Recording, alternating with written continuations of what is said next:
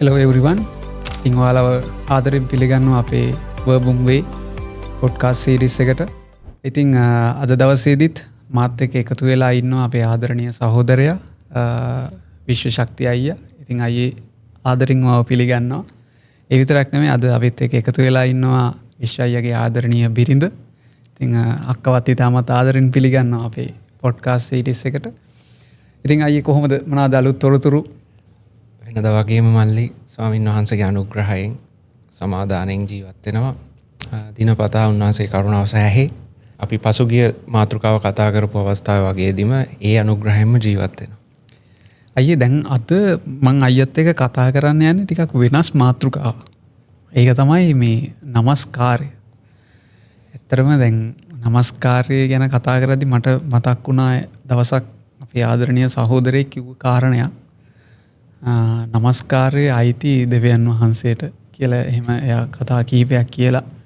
එයා කිව්වා මං හරි බයයි මේක ගැන කතා කරන්න කියලා. මොකද මේක අයිති කෙනා ඉන්න නිසා මං හරි බයෙන් කතා කරන්න කියලා කිව්වා. ඒකට හේතුව තමයි මම එයාව ඉන්ට්‍රොඩියුස් කරද්දී මම ටිකක් බය වුණා එයා ගැන ඉන්ට්‍රොඩියුස් කරන්න මම වැරද්දක් කියයිද කියලා.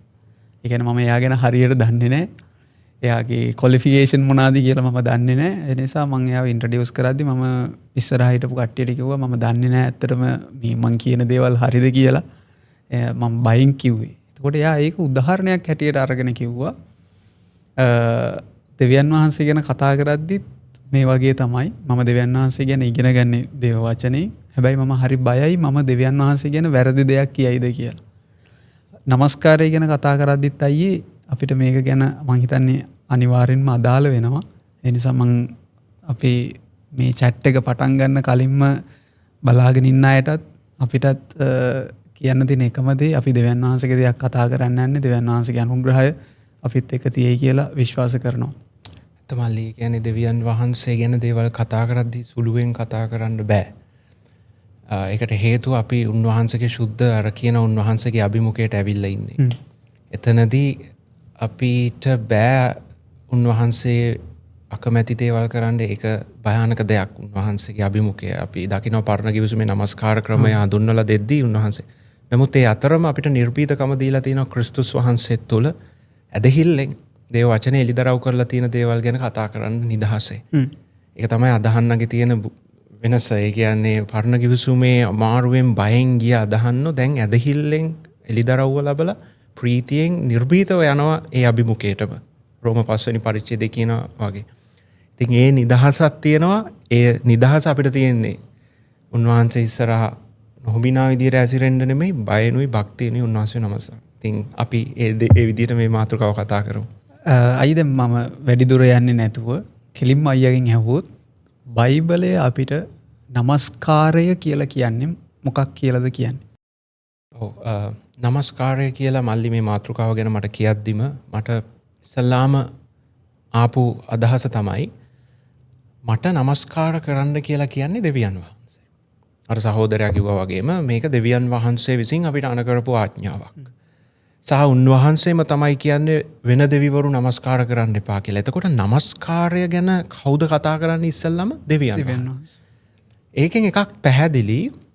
නමස්කාරය කියන එක ගැන දෙවියන් වහන්සේගේ හිතේ අදහසක් තියෙනවා. ඒ කියන්නේ දෙවියන් වහන්සේ මට කියනවා නම් නමස්කාර කරන්න කියලා උන්වහන්සේ මොකක් හරි ඒකෙන් අදහස් කරනවානේ.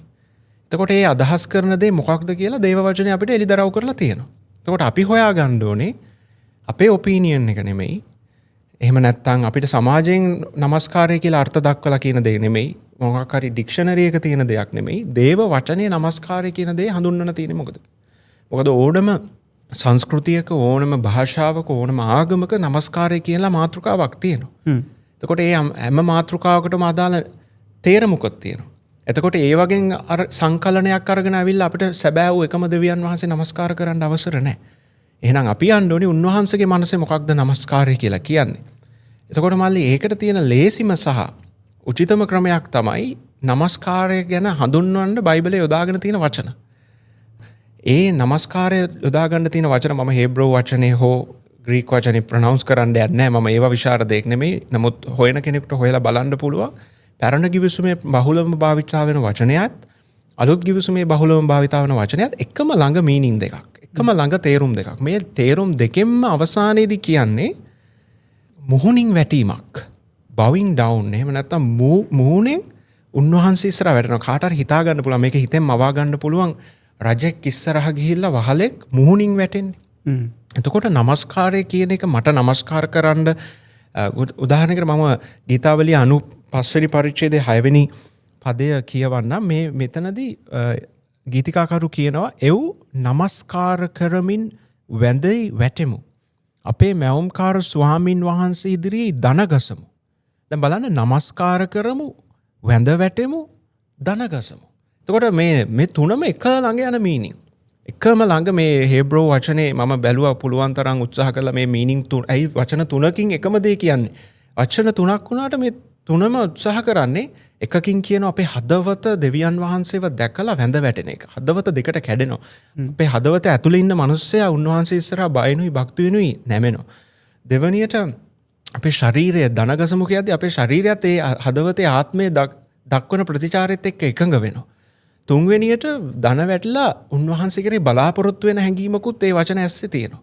ඒකට සරලවම කියනවා නම් නමස්කාරය ගැන පරණ ගිවිසුමේ අලුත් ගිවිසුමේ යොදා ගන්න භාෂාව සහ ඒ සන්දර්භය අපි මේ හැම දෙයක්ම බලද්දී වැඳ වැටීමක්, උන්වහන්සේ ඉස්සරහා නැමීමක්, උන්වහන්සේ ඉස්සරහා යටහත් වීමක්, සරලම කියනවා නම් මුහුණින් වැටීමක් තමයි වචනේ අර්ථය වෙන්නේ. දැන් මම ඒක තේරුම් කරන්නම් මෙහෙම නිකමට හිතන්න මල්ලි රජෙක් ඉස්සරහා වැඳ වැටෙන වහලෙක්. ගමුකෝ රජෙක් ඉස්සරහා වහලෙක් ගිහින් ඒ කාලේ විදියට වැඳගෙන වැටෙනවා. දැන් මේ වහල ඇයි වැඳගෙන වැටෙන්නේ මේ රජා ඉස්සරහා වහලගේ ඇතුලේ යන හිතුවිලි ටික ගමුකෝ එකක් මට වඩා පැහැදිලිවම මේ තැනත්තා උතුම්. ඉතින් එයාගේ ගැන බලය ගැන මදක් හරි සැක කරා නම් හරි ඒක අභියෝග කරා නම් හරි වැඳගෙන වැටෙන්නේ නැහැ. අකමැත්තෙන් හෝ වැඳ වැටෙන්නේ එයා අභියෝග කරන්නේ නැහැ මේ පුද්ගලයාගේ තියෙන බලයට. දෙවනියට එයා තේරුම් ගන්නවා මෙයා කියන හැම වචනයකටම මම යට. දැන් මෙයාට මරණ දඬුවම මට දෙන්නත් පුළුවන්, මට ජීවත් වෙන්න දෙන්නත් පුළුවන්. මං ගැන මෙයාට තීරණ ගැනීමේ අයිතියකුත් තියෙනවා. එතකොට එයා වැඳ වැටෙද්දී එක පැත්තකින් මමත් යටත්, එයාගේ වචනයටත් මම යටත් කියලා තේරුම් ගන්නවා. දැන් ඔය රජගේ වහලගේ උදාහරණේ නැති දෙයක් ක්‍රිස්තියානි නමස්කාරයේ පැත්තට එනවා. එකක් තමයි දැන් සාමාන්‍ය මිනිස්සු අතර නම් වහල වැඳලා රජාට ගෙදර යන්න පුළුවන් ඔය කිව්වට ඔය මිනිස්සු ඇත්ත රජෙක් නෙමෙයි කියලා හිතාගෙන. ඔව්. ක්‍රිස්තියානිකාරයා අර වැඳ වැටෙන දෙවියන් වහන්සේ ඇත්තම රජෙක්. උන්වහන්සේ මේ තමයි හැබැයි එකම වචන ඒ වටිනාකම හදවතින් අඳුනනවා. ඒක වර්ණනා කරමින් වැඳ වැටෙන මිනිස්සෙක්. නිකන් ක්‍රියන්නන් වාලේ මේ වැඳ වැටෙන මිනිස්සෙක් නෙමෙයි. වැඳ වැටෙන තැනන් වහන්සේගේ වටිනාකම හදවතින් අඳුනාගෙන වැඳ වැටෙන මිනිස්සෙක්. එතකොට සරලවම නමස්කාරය කියන්නේ මම මෙහෙම එක්ස්ප්ලනේෂන් එකක් කිව්වොත් දෙවියන් වහන්සේ කවුද කියලා හඳුනගෙන උන්වහන්සේගේ මහිමය, උන්වහන්සේගේ ගුණාංග එලිදරව් කරලා තියෙන බයිබලයේ තේරුම් අරගෙන ආත්මයෙන් උන්වහන්සේව දැකලා ඒකට අපේ ආත්මය දක්වන ප්‍රතිචාරය, මනසේ දක්වන ප්‍රතිචාරයත් එක්ක ශාරීරික ඉරියව් පවා වෙලාවකට එකතු වෙලා අපේ අවට දේවල් කීකරුකමෙන් ප්‍රේමයෙන් මේ මුළු සියල්ලෙන් අපි උන්වහන්සේ ඉස්සරහා වැඳ වැටෙන මුහුණින් වැටෙන එක තමයි නමස්කාර. හරි, දැන් අපි නමස්කාරය ගැන කතා කරා. එතකොට දැන් මං මෙහෙම ඇහුවොත් දැන් නමස්කාර කරන කෙනා කොයි වගේ කෙනෙක් වෙන්න ඕනේද ඒ නමස්කාරය පිළිගන්න? ඒ කියන්නේ දැන් අපි කතා කරා පැහැදිලිවම මේ නමස්කාර කරන්නේ දෙවියන් වහන්සේට. එයාගේ ශ්‍රේෂ්ඨත්වය දැනගෙන, එයා ඇත්තටම උතුම් කියන දේ දැනගෙන කෙලින්ම එයාගේ ඉස්සරහා මුහුණින් බිම වැටෙනවා. හැබැයි නමස්කාර කරන්න මොන වගේ කෙනෙක් වෙන්න ඕනේද මේ නමස්කාරය දෙවියන් වහන්සේ ඇක්සෙප්ට් කරන්න, එක පිළිගන්න? දැන් සාමාන්‍යයෙන් අනිත් ඕනෑම දෙයක, ඕනෑම අපි කියමුකෝ සංස්කෘතියක ආගමක වගේ නමස්කාර කරන්න හැමෝම එක වගේ පිළිගන්නවා. එයාගේ ක්‍රියාව බලලා එයාගේ ඒ නමස්කාරය ජෙනුයින්ද නැද්ද කියලා කොහෙවත් එහෙම ගොඩාක් වෙලාවට වෙන් කරලා දානවා. නමුත් බයිබලයේ තරම් සැබෑ නමස්කාරයයි බොරු නමස්කාරයයි වෙන් කරලා දකින්න තැනක් වෙන කොහෙවත් නැහැ. මොකද බයිබලයේ පැහැදිලිවම දෙවියන් වහන්සේ තමන්ගේ සෙනගට පවා අනතුරු අඟවනවා. නුඹලාගේ තොල් මට ප්‍රශංසා කරනවා, හැබැයි හදවත මාත් එක්ක නැහැ. ඊට පස්සේ දෙවියන් වහන්සේ මේ බයිබලයේ පුරා අපිට පුනා පෙන්වන දෙයක් තමයි කවුරු දෙවියන් වහන්සේ ඉස්සරහා ස්වාමීනි කිව්වත්, උන්වහන්සේගේ ගුණ වර්ණනා කරත් උන්වහන්සේ පිළිගත් නමස්කාරයක් තියෙනවා කියලා. එතකොට පළවෙනියට මල්ලි අහපු ප්‍රශ්නෙට උත්තරේ තමයි කාගේ නමස්කාරයද දෙවියන් වහන්සේ පිළිගන්නේ කියලානේ. එතකොට නමස්කාර කරන්නා කෙබඳු කෙනෙක් විය යුතුද? එතකොට නමස්කාර කරන්නා සරලවම පළවෙනි දේ දෙවියන් වහන්සේව ඔහු දැකිය යුතුයි. දෙවියන් වහන්සේව දකින්න බයිබලයේ කියන විදියට සාමාන්‍ය මිනිස්සුන්ට බෑ. බයිබලයේ කියන්නේ ජම්මික මිනිස්සු උපතින් ආත්මිකව මැරිලා ඉන්නේ. කියන්නේ ආත්මිකව මේ මනුස්සයට දෙවියන් වහන්සේ සම්බන්ධ සත්‍යවල් ග්‍රහණය කර ගැනීමේ හැකියාවක් නැහැ. ඒ කියන්නේ යාට ගීතිකා කටපාඩම් කරගන්න බැරි කමක් හෝ ලස්සන ගීතිකාවක් ලියන්න බැරි කමක් ගැන නෙමෙයි මං කියන්නේ. ඕනම සාහිත්‍යධාරයෙක්ට පුළුවන් බයිබලයේ කියලා ලස්සන ගීතිකාවක් ලියන්න. යේසුස් වහන්සේගේ ගුණ වර්ණනා කරන්න. නමුත් ආත්මයෙන් දකින්න බෑ. එතකොට ආත්මයෙන් දකින්න බැරි මිනිස්සෙකුට බෑ සැබවින් උන්වහන්සේ ඉස්සරහා වැඳ වැටෙන්න. නම් පළවෙනි දේ උන්වහන්සේගේ මහිමේ පුද්ගලෙක්ට එළිදරව් විය යුතුයි. එතකොට එළිදරව්වය කියන්නේ ආත්මයන්න් වහන්සේ විසින් මිනිස්සෙක්ව මලවුන්ගෙන් නැගිටවලා නැවත උත්පාදනය කළ යුතුයි. ඒක තමයි යේසුස් වහන්සේ කියන්නේ නිකොදෙමුස්ට ආත්මයෙන් ඉපදෙන්නේ නැතිව දේව රාජ්‍යයට ඇතුල් වෙන්නවත් ඒක දකින්නවත් බෑ. මේ කියන්නේ යොහන් 3. ඒකම ඊට පස්සේ 4 වෙනි පරිච්ඡේදයේ සමාරිය ස්ත්‍රියට නමස්කාරය ගැන කියනවා. නමස්කාර කරන්නන් විසින් ආත්මයෙන්ද සැබෑකමින්ද නමස්කාර කළ යුතුයි. එතකොට ආත්මයෙන් නමස්කාර කරන්න ඕනේ. 3 වෙනි පරිච්ඡේදය කියනවා ආත්මයෙන් ඉපදෙන්න ඕනේ. එතකොට ආත්මයෙන් ඉපදුණු මිනිස්සෙක් තමයි ආත්මයෙන් නමස්කාර කරන්නේ. එතකොට ඇත්තටම කියනවා නම් දෙවියන් වහන්සේ ඉස්සරහා නමස්කාර කරන්න සභාවක ගීතිකා කියන්න මිලියනයක් හිටියත් ඔතන ආත්මයෙන් ඉපදිලා ඉන්න මිනිස්සු ටික විතරයි ආත්මයෙන් දෙවියන් වහන්සේව දැකලා තියෙන්නේ. එතකොට ආත්මයෙන් දෙවියන් වහන්සේ දකින මිනිස්සයට හීනකින් කියලා නෙමෙයි. එහෙම නැත්නම් අහසින් හඬක් ඇවිල්ලා නෙමෙයි. ඒ මිනිස්සේ ආත්මයෙන් දකින දෙවියන් වහන්සේ ඉන්නේ දේව වචනය තුල. දැන් ඔයයි මයිමලි යේසුස් වහන්සේ ගැන කොහෙද මේ කතා කරන්නේ? දැන් මම නමස්කාරය කියද්දි මම යොහන් 3ට ගියා, යොහන් 4ට ගියා, ගීතාවලිය 95ට ගියා. ඇයි මම මේ දේව වචනයට හැරි යන්නේ? දෙවියන් වහන්සේ මට කියලා තියෙන දේ තමයි මම මගේ ආධිපත්‍ය විදියට මම ඔයාලට පිළිගන්නන්නේ. එතකොට මම දෙවියන් වහන්සේ කොහෙද දකින්නේ? දේව වචනය ඇතුලේ.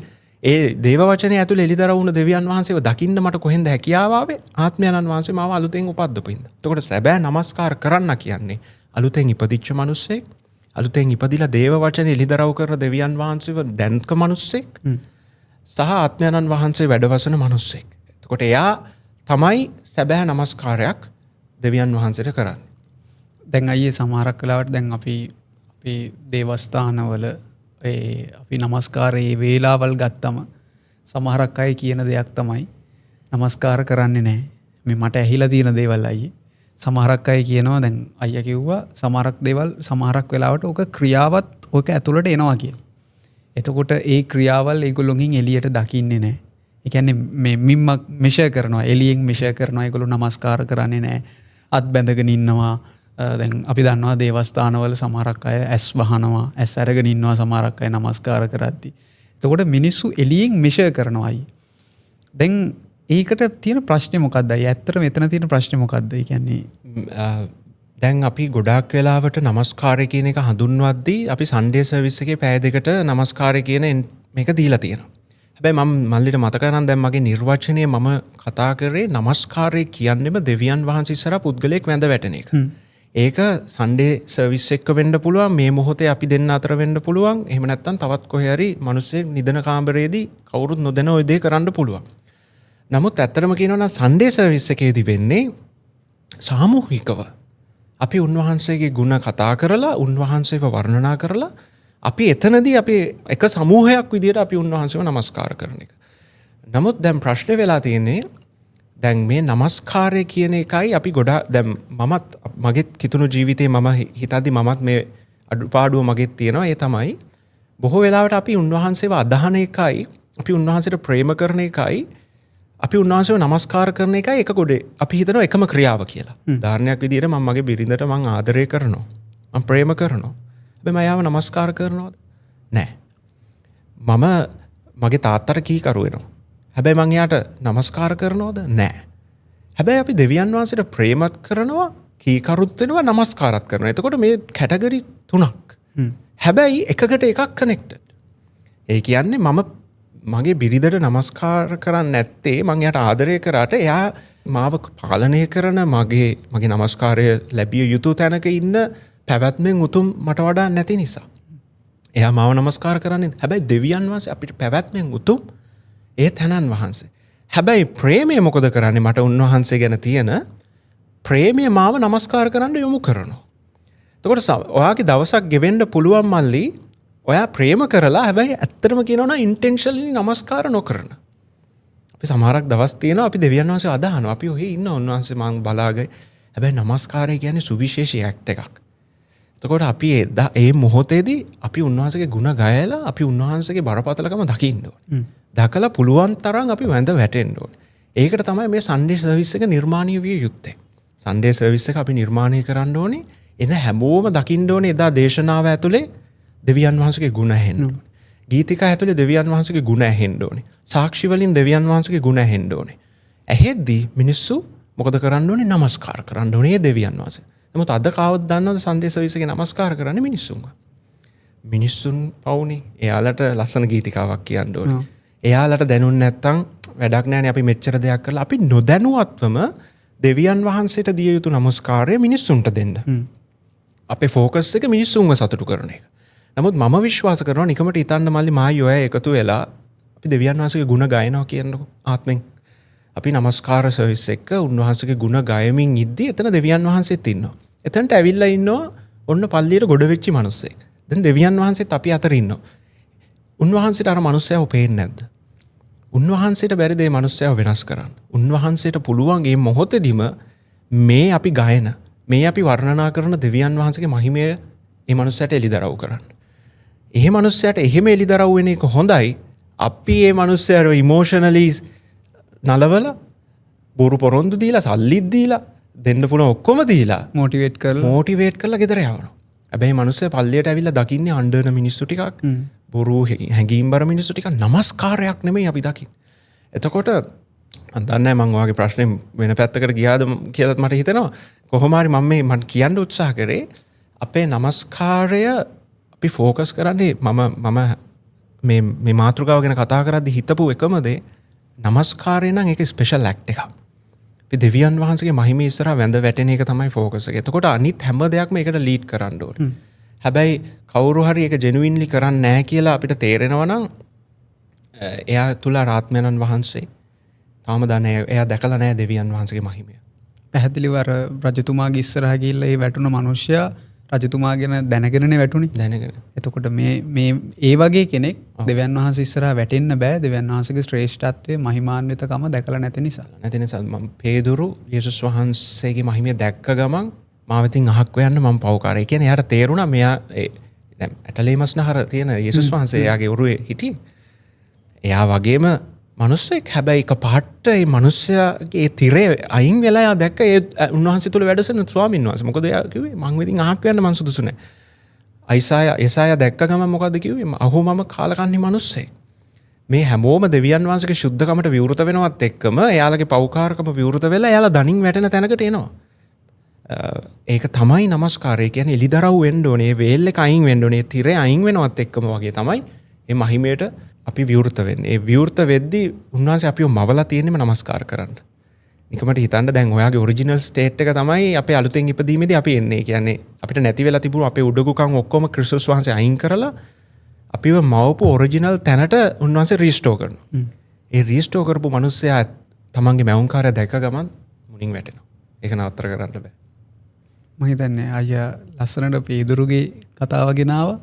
මම හිතන්නේ ඇත්තටම ඒ වගේ තැනකට මිනිස්සෙක් වැටුණොත් තමයි අපිට ක්‍රිස්තුස් වහන්සේගේ පූර්ණ වූ පූජාව ගැනත් අපිට මතක් වෙලා ඒක ගැනත් අපිට ඒ වර්ෂිප් එකේ කෝ එකක්නේ. අනිවාර්යයෙන්. ඒ ක්‍රිස්තුස් වහන්සේගේ පූර්ණ පූජාව අපිට මතක් වෙනවා. උන්වහන්සේ අප වෙනුවෙන් දැක්වූ ප්‍රේමය මතක් වෙනවා.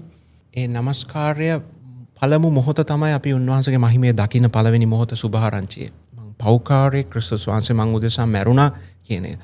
හැබැයි අපි දැනගැන්ම තුළ වර්ධනය වෙන්න ඒ ප්‍රේමයේ පළල දිග පළල දැනගන්න නමස්කාරයත් එන්න වැඩි වෙනවා. එක පැත්තකින් උන්වහන්සේගේ මහිමය එලිදරව් වෙනවා. අනිත් පැත්තේ අපේ පෞකාර ස්වභාවය එලිදරව් වෙනවා. ඒ කියන්නේ උන්වහන්සේගේ සුද්ධකම දකින්න ඒ සුදු පාට දකින්න අපි කොච්චර කළුද කියලා පේන්න ගන්නවා. එතකොට අපේ නමස්කාරය අපි දූවිල්ලට යනවා ස්වර්ගයේ ඉන්න ස්වාමින් වහන්සේව ප්‍රශංසා කරමින්. අපි දූවිලි හැම වෙලේම උන්වහන්සේව ප්‍රශංසා කරනවා. එතකොට ඒක හරිම වෙනස් නමස්කාරයක් දැනගැන්මෙන් එන එක. පටන් ගැනීම මොහොතේදී අපි දන්නේ සරල දෙයක් හැමෝම දැන් කුරුසේ එහා පැත්තේ හිටපු කෙනා ඔබ රාජශ්‍රීයෙන් එන කල මාව සිහි කරන්න කිව්වා. එයාට ෂණිකව මේ මහිමය දැක්ක නිසා. එයා මැරුණාට පස්සේ කොච්චර ලොකු මහිමයක් දකින්න ඇද්දනේ. තව තප්පර කිහිපයක් ඇතුළත අර දෙවියන් අර ස්වාමින් වහන්සේගෙම සූර්යාමෙන් දිලිසෙන මහිමය ඒ හොරා දකින්න ඇති කියලා මට මේ මොහොතේ හිතෙනවා. අනිවාර්යයෙන්. අයියේ තව දෙයක් දැන් අයියා කිව්වා දැන් අපි ගොඩක් වෙලාවට නමස්කාරය සතියේ එක දවසකට එක්කෝ පැයකට පැය දෙකකට වගේ අපි සීමා කරලා තියෙනවා කියලා.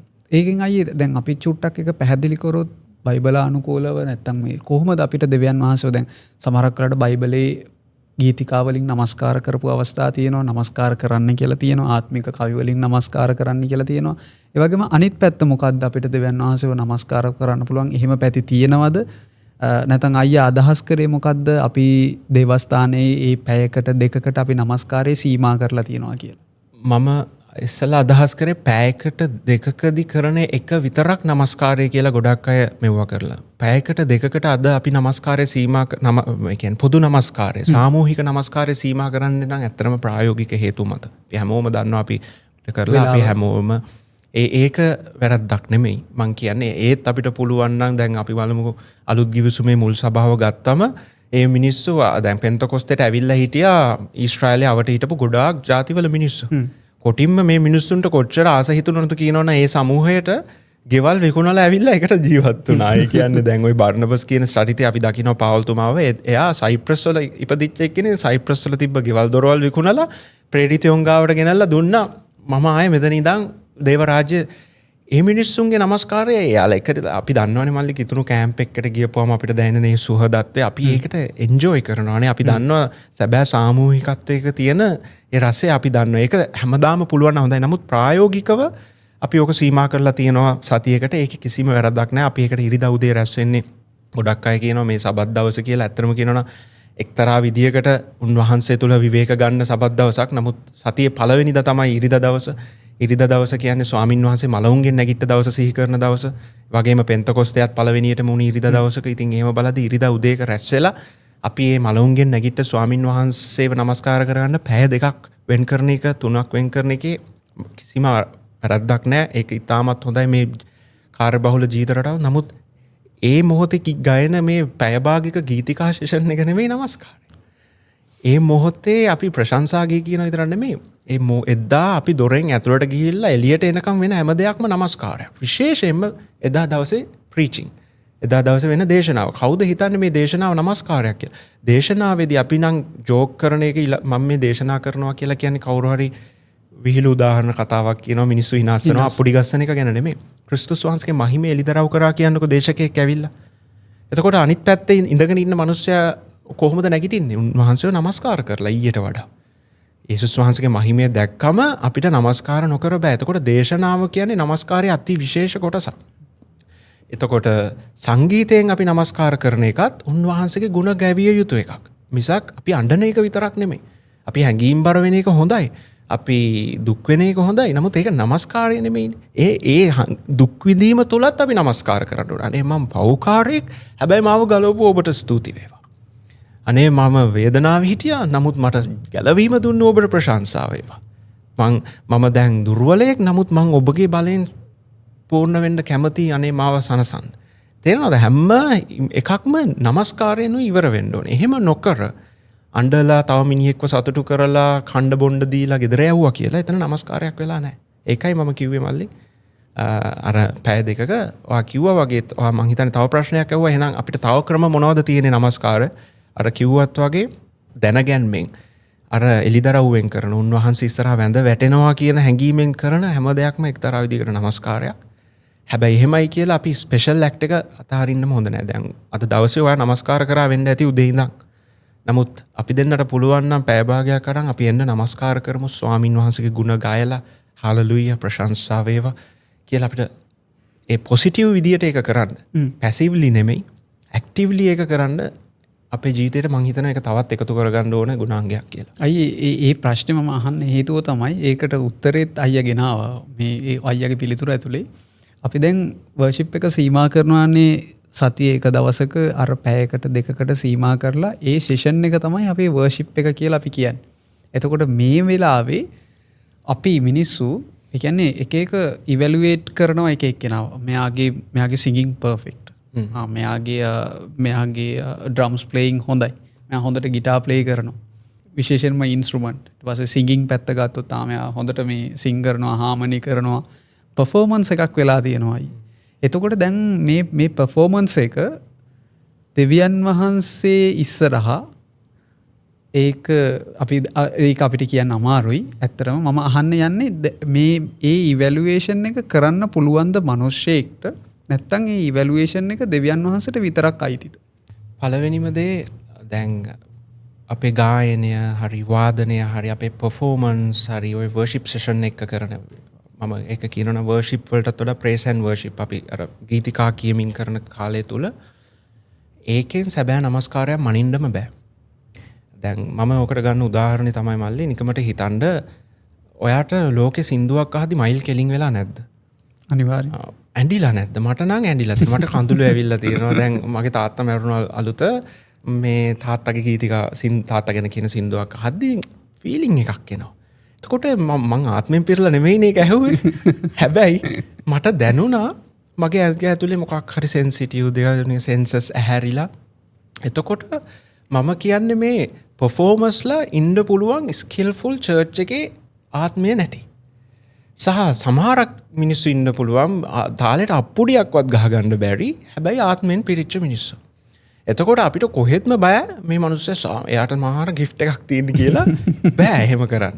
එහෙම මොකද කියනවා නම් අද ඔය ගිෆ්ටඩ් මිනිස්සු කියන අයගෙන් නිකමට ගිහිලා දේව ධර්මයක් විනාඩි 5ක් කතා කරන්න බෝරින් මේ මිනිස්සුන්ට.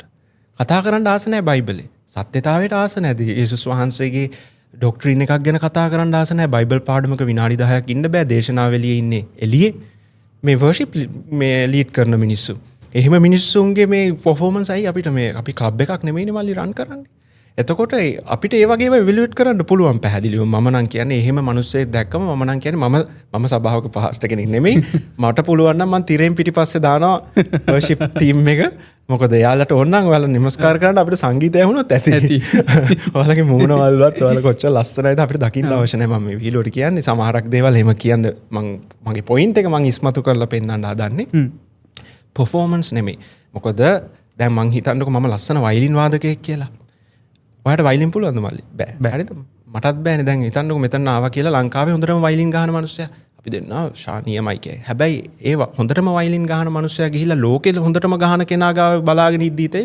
ශානීයමයිනේ මටත් ගහන්න පුළුවන් නම් හොඳයි. එතකොට හිතන්න මේ ලෝකෙ හොඳටම ගහන මිනිස්සයා දෙවියන් වහන්සේගේ කන ගාව ගහද්දී කොච්චර මිස්ටේක් දෙවියන් වහන්සේට ඇහිද? එහෙනම් මම කියන්නේ අපේ පර්ෆෝමන්ස් වලින් විතරක් සංගීතයේ මවපු දෙවියන් වහන්සේව ප්ලීස් කරන්න බෑ.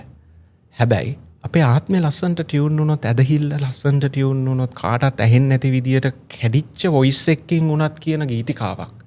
දරදඬු වොයිස් එකක් තාලෙට නැති ගීතිකාවක් තුළ ඇත්ත ඇදහිල්ල තියෙනවා නම් උන්වහන්සේ ප්‍රසන්නයි.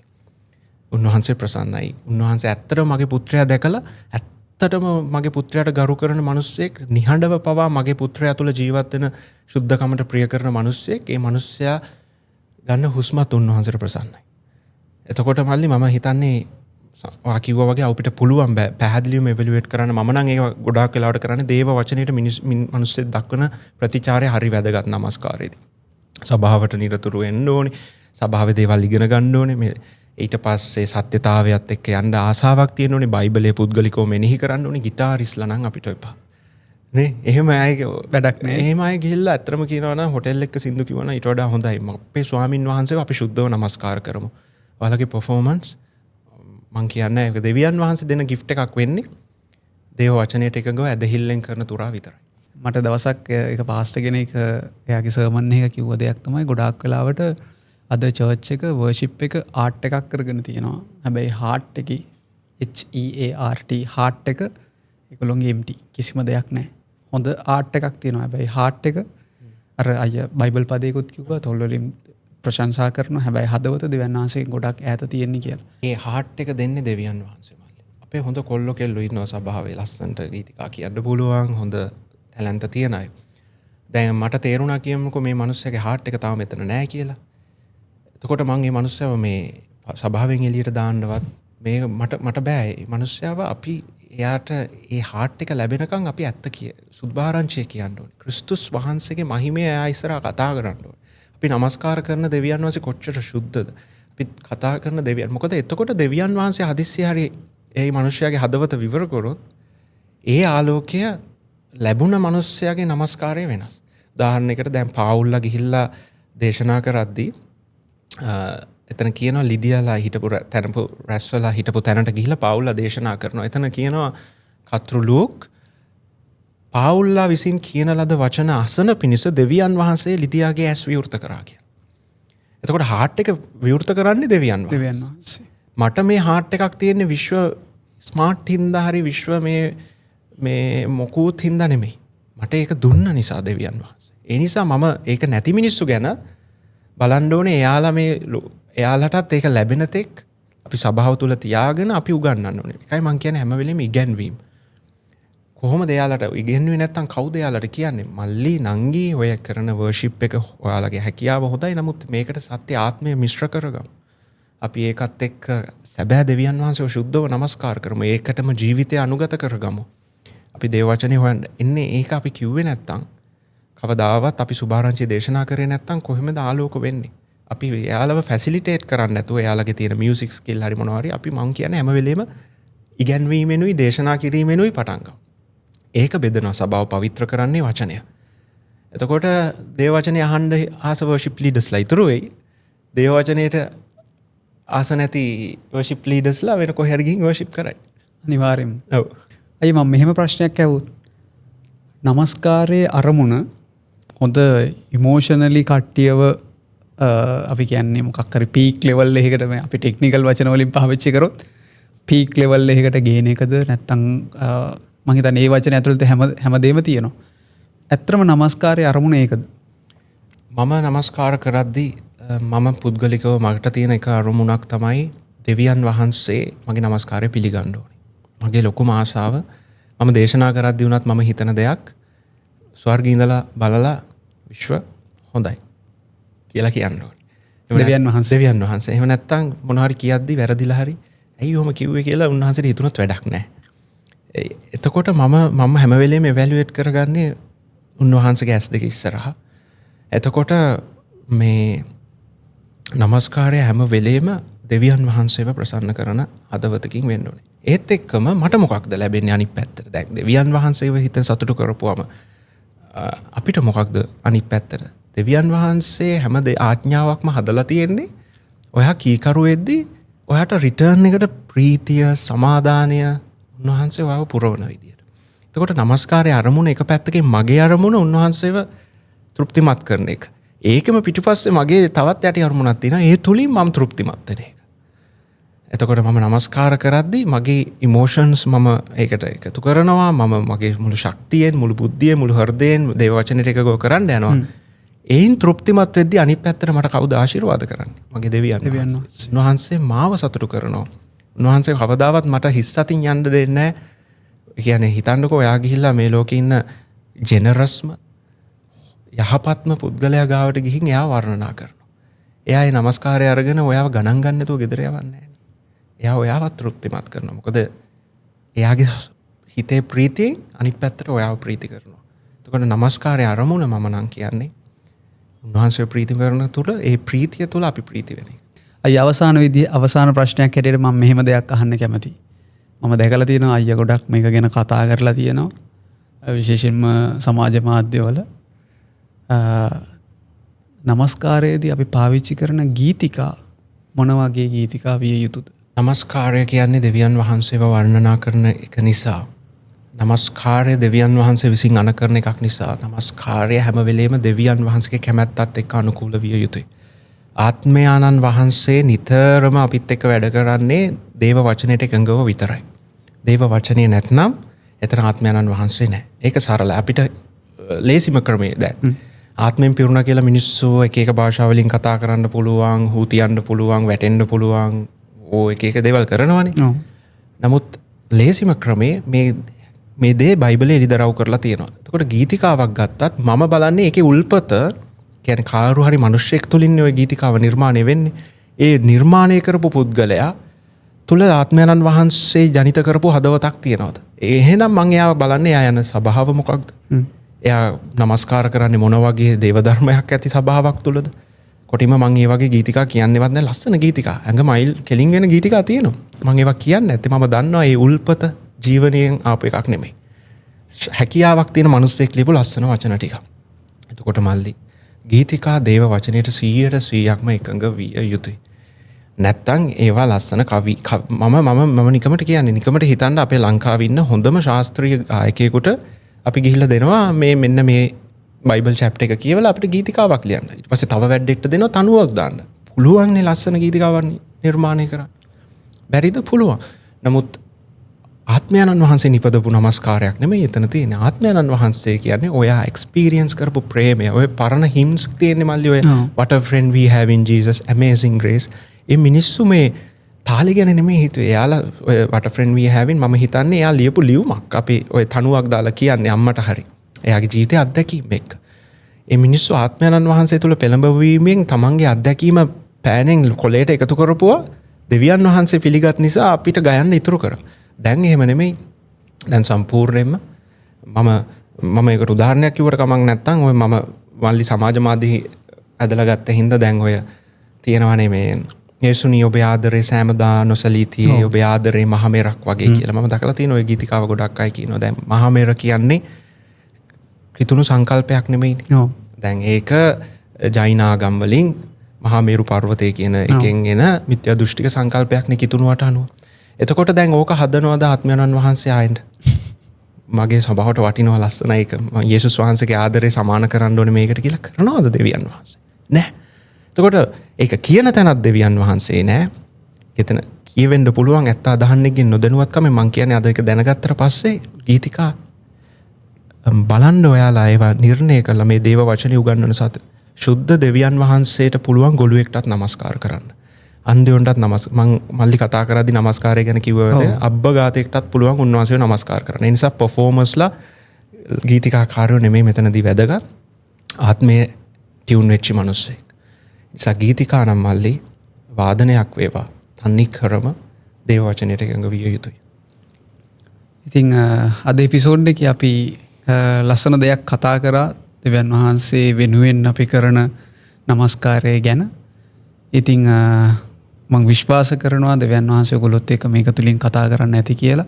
දෙවියන් වහන්සේ බලාපොරොත්තු වෙන නමස්කාරය දෙවියන් වහන්සේට අපි දෙන නමස්කාරය මොන වගේ දෙයක් විය යුතුද කියලා. ඉතින් අයියේ ගොඩක් thank you අද දවසේ අපිත් එක්ක එකතු වුණ ගැන. ඉතින් ඉවර කරන්න කලින් අද අපි විශේෂ දෙයක් කරන්න යනවා. ඒක තමයි අපේ ආදරණීය සහෝදරයා විශ්වයියා විසින්ම ලියපු ලස්සන ගීතිකාවක් තියෙනවා දෙවියන් වහන්සේගේ ගුණ ගයන්න. එයා විසින්ම කියපු ගීතිකාවක්. ඉතින් ආදරණීය බිරිඳත් එක්ක එකතු වෙලා මම ආරාධනා කරනවා ගීතිකාව ගායනා කරමු. ගීතිකාව ගැන දෙයක් කියන්නම් මල්ලි. දැන් කාට හරි හිතෙන්න පුළුවන් දැන් මම කතා කරේ ආත්මෙන් නමස්කාර කරන එකනේ. දැන් මේ මිනිස්සයා මොන් ඔක් කියන්නේ ආත්මෙන්ද කියලා හිතයි. ඒක අපිට මනින්න ක්‍රමයක් නැහැ. හැබැයි මට විශ්වාසයි මම මේ ගීතිකාව ලිව්වේ දේව වචනයට එකඟව සහ මං අදහිල්ලෙන් තමයි මේක කියන්නේ. එතකොට දේව වචනය මට මේකට අප්‍රූවල් එක දෙන නිසා සහ මම මේක කියන්නේ අදහිල්ලෙන් නිසා අනිවැනි නමස්කාරයක් දෙවියන් වහන්සේ පිළිගන්නවා. ඒක තමයි අපිට තියෙන එකම ඇෂුරන්ස් එක. නැතුව ඉතින් කවුද දන්නේ අපි මේක කරන්නේ ආත්මයෙන්ද නැද්ද කියලා. ඉතින් අපි අයියට බාර කරනවා. ඒක මම අද අපේ එපිසෝඩ් එක අපි මෙතනින් නිමාවට පත් කරනවා. ඉතින් දෙවියන් වහන්සේගේ කරුණාවත් අනුග්‍රහයත් ඔබ හැම කෙනෙක් සමගම වේවා. सर्ववासी सर्वबलधारी सियल दन्ना සියල්ල දකිනා සිටියාවූ සිටින්නාවූ ස්වාමින්ගේ ස්වාමීතුමා සර්වවාසී සර්වබලධාරී සියල්ල දන්නා සියල්ල දකිනා සිටියාවූ සිටින්නාවූ ස්වාමින්ගේ ස්වාමීතුමා පටන් ගැන්මේ ඔබ සිටියා දෙවියන් වහන්සේව සිටියා යොහාන් එක එක කියවද්දි උප්පත්ති එක එක සිහිවෙනවා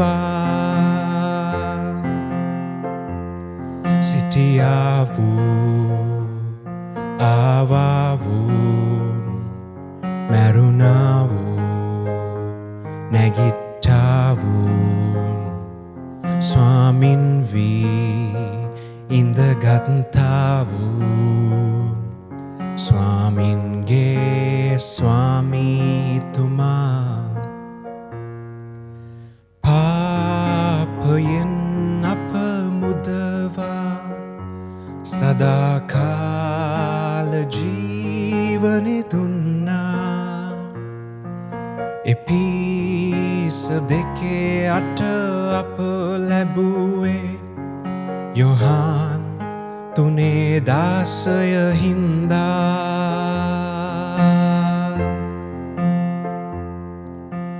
Yahweh Adonai El Gibor El Elyon Jesus Kristus Swaminge Swamituma Yahweh Adonai El Gibor El Elyon Jesus Christus